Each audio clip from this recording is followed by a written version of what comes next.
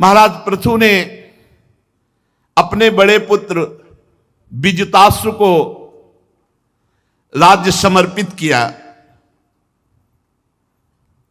और अब सनकादि के उपदेश से अब ये राजपाट अच्छा नहीं लगा। यही है महापुरुषों का संग। पृथ्वी का भार विजिताश्व को और आप अपने बाल खोल लिए, अवधूत की तरह तपोवन के लिए निकल पड़े। कठोर तपस्या, कुछ दिन तो कंदमूल फल खाकर बिताया,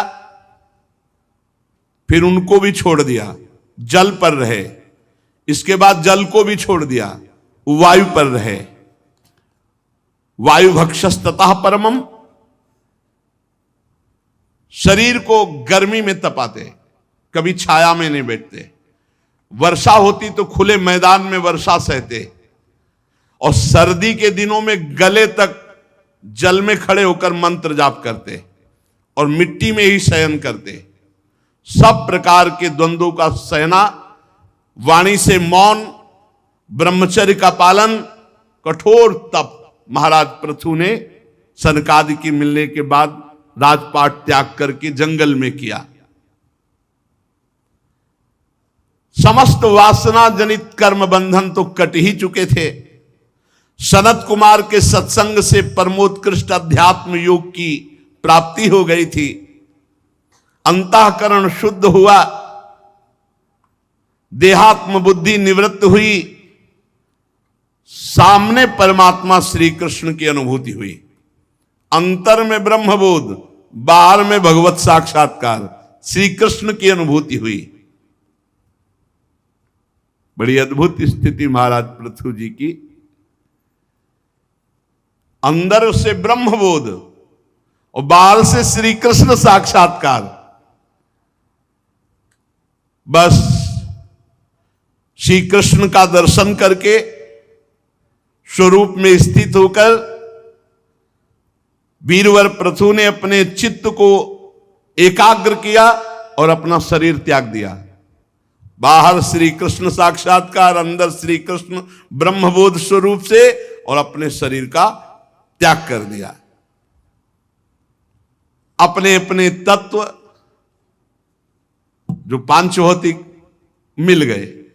जब महाराज पृथु की पत्नी महारानी अर्ची जो उनके साथ गई थी, उन्होंने कभी भूमि में पैदल भी नहीं चली थी, पर जैसा उनके पति वैसे ही उन्होंने अपने शरीर को कष्ट दिया। जब देखा हमारे प्राणपति अपनी जीवन लीला संपन्न कर ली, तो स्नान करके पति को जलांजलि देकर भगवान की वंदना करके और उनको गोद में लेकर चिता में प्रवेश कर जीवित अपने शरीर को जला दिया अपने पति महाराज पृथु के साथ। समस्त देवियां आकर के पुष्प वर्षा करने लगी और विनय किया अर्ची महारानी की कि आप अद्वितीय हैं। इस लोक में आपने अपने पति का अनुसरण किया और परलोक में भी अब आप पति के पास ही पहुंच जाएंगी, क्योंकि पति के लिए अपने शरीर को भस्म कर दिया। उनकी चिता गोद में लेकर और आग में प्रवेश कर गई। देवियों ने अर्ची जी की वंदना की। भगवान के जिस परम धाम को महाराज पृथु गए थे, वहीं महारानी अर्ची भी पहुंच गई। परम भागवत पृथु जी का ऐसा प्रभावशाली चरित्र है। श्री मैत्रेय जी कहते हैं, विदुर जी हमने आपको सुनाया, जो इसे गाता है, सुनता है, वो निश्चित भगवान के परम धाम को प्राप्त होता है। श्री मैत्रेय जी कह रहे हैं, जो इस चरित्र को गाता है, सुनता है, वो निश्चित भगवान के परम पद को प्राप्त होता है। या इदम सुमहत पुण्यम श्रद्धया वहितः पठेत श्रावयेत शृणुयाद्वापि सप्रथो पदवी मियात् इत्थं भूतानुभावोऽसौ प्रथुषा भगवत्तमः कीर्तितं तस्य चरित मुद्दाम चरितस्य ते। अगर कोई कामना से इसका गायन या श्रवण करे तो संतानहीन को पुत्र की प्राप्ति हो जा सकती है, अगर पाठ करे धनहीन को धन की प्राप्ति हो सकती है, यश चाहने वाले को यश की प्राप्ति, आयु चाहने वाले की आयु प्राप्ति। और अगर कोई चाह ना करे तो भगवान के परम धाम की प्राप्ति होती है।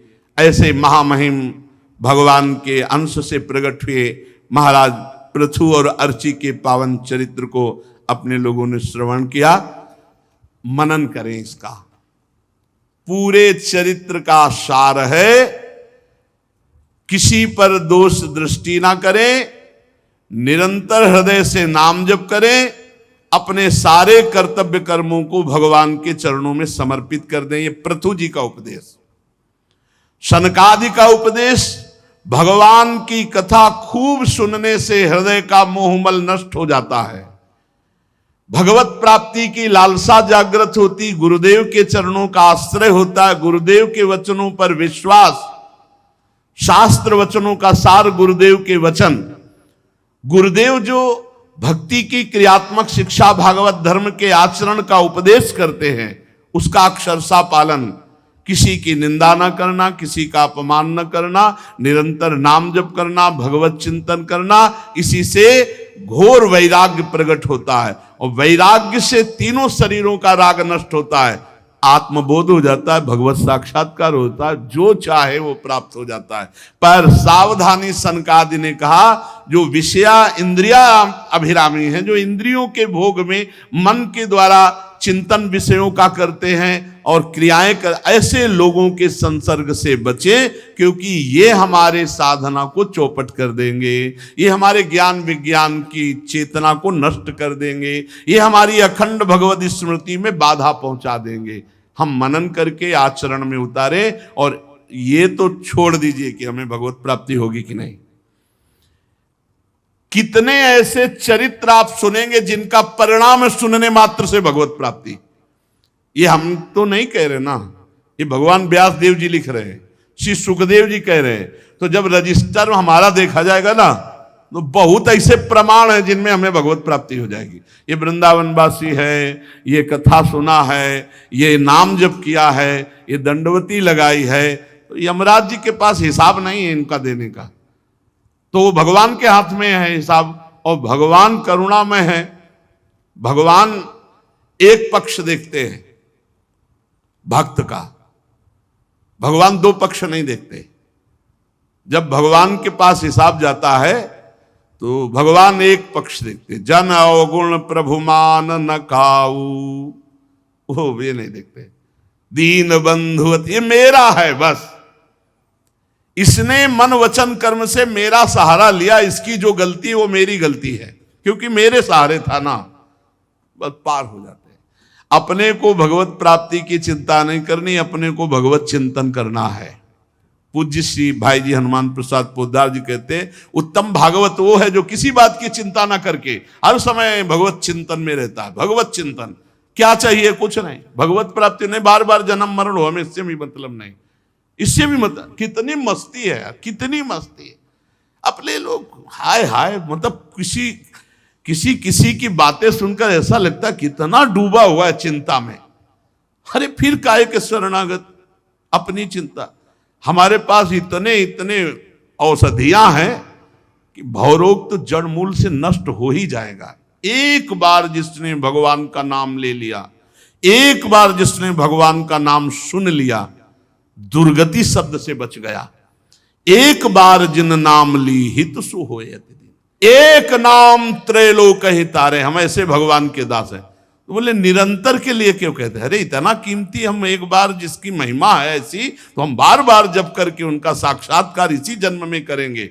अंतिम परिणाम की फाइनल की नहीं, वहां हमको रजिस्टर ही गायब करवा देना है।